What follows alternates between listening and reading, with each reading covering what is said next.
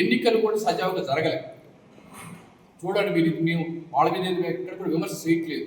అసలు ఓటర్ జాబితాలో ఏ ఓటరు ఏ వార్డులో ఉన్నాడని గందరగోళం అయోమయ పరిస్థితి. ఖచ్చితంగా ఒక ఓటర్ని పలానా వార్డులో ఉందని స్పష్టత లేదు. 3 రోజుల తర్వాత 3 రోజులు ముందు అన్ని వార్డు ఈ ఫలానా జిమ్లింగ్ అయింది, ఇదైతే అదైతే ఈ వార్డు ఇక్కడ అని చెప్పేసి అప్పటికప్పుడు చెప్తామని మళ్ళీ ఓటర్స్ మార్చే పరిస్థితి.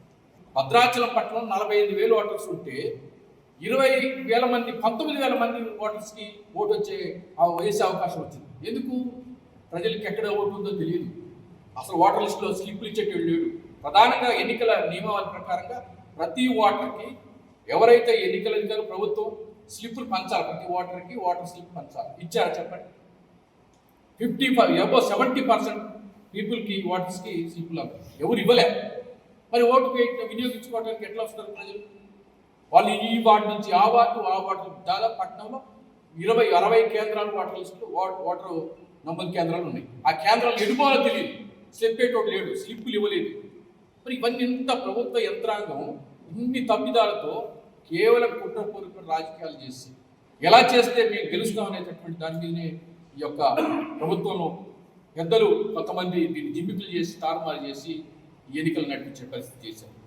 ఇంకో విషయం ఏంటంటే, చూడండి, ఆ రోజు ఎన్నికలు జరిగేటప్పుడు విచ్చలవిడిగా ఎక్కడ పడితే అక్కడ డబ్బులు. ఇది ప్రజాస్వామ్యం లేకపోతే ఏంటి చెప్పండి? లక్షలాది రూపాయలు ఈ గ్రామ పంచాయతీ ఎన్నికలు ఓటర్లకి విపరీతమైన డబ్బు పంచి ఇష్టానుసారంగా వ్యవహరించారు. ఒక పోలింగ్ కేంద్రంలో వాళ్ళ అధికార పార్టీ నాయకులు, కాంగ్రెస్ పార్టీ నాయకులు, కార్యకర్తలు డైరెక్ట్గా పోలింగ్ కేంద్రంలో వాళ్లే ఉండి అక్కడే చెప్తున్నారు.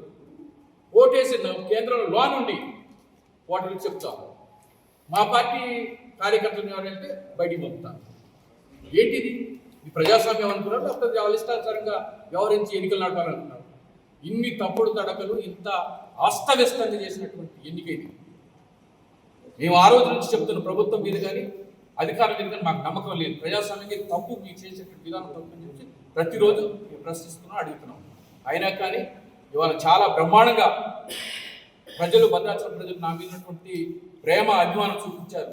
చాలా సంతోషం అనిపించింది. ఏదో స్వల్ప ఇన్ని చేసినా కానీ, ఇంత దౌర్జన్యం చేసినా కానీ ప్రజలు నాకు స్వల్ప మెజారిటీ నన్ను ఓడించడానికి ఆ యొక్క కుయుక్తుల వల్లనే ఓడిపోయారు తప్ప ప్రజలు నాకు చక్కనటువంటి హ్యాండ్ ఇచ్చారు.